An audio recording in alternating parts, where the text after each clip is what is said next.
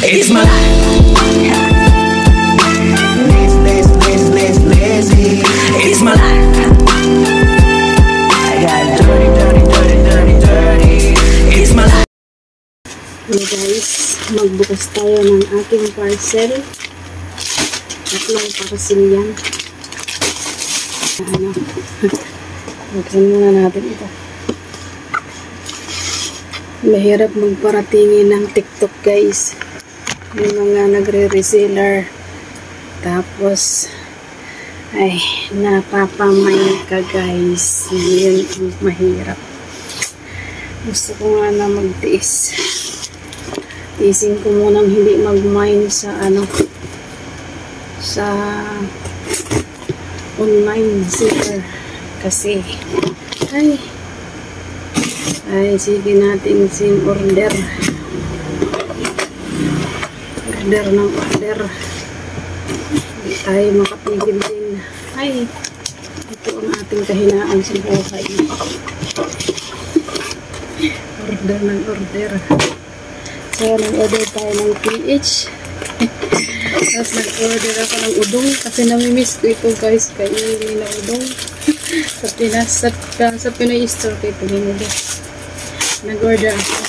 Ito yung favorite kong cheesecake. And then, ito dalawa. Tapos ito na garnic. Ito guys. Sobra, ito, 190. Malaki na siya guys, 190. Diba? Yummy! Ayan. So, pangalawang parcel.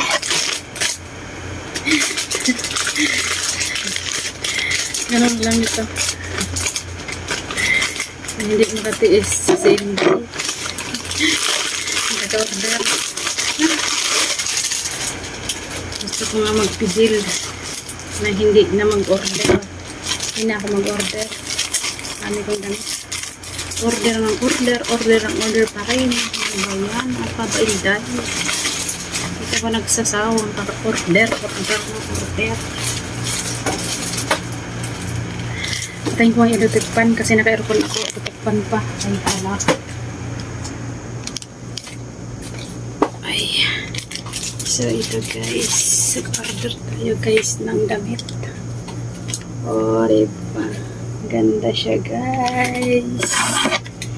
Damit na naman. Order ka ng order ng damit. Damit na ng damit. Inday. Ang inday. Tama na. Guys, hindi na ako mag-order. Pagod din ako eh. Naka-order. Ito guys. O diba? Ganda. Order na naman. Ay. Yan. Order ko. Another. Pangatlong parcel. Hindi talaga ako makapigil. Order. Pero ngayon, pipigil ako ng kasi mahirap. Hindi na order. Mahirap guys. Mag-order. So, another parcel natin.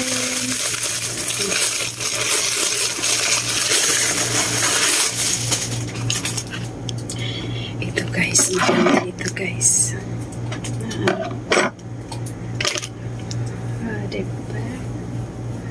Diba guys, beautiful. And then this one short, large, parang malaki yata, large kasi parang maliit lang ako, but large mga naman error to.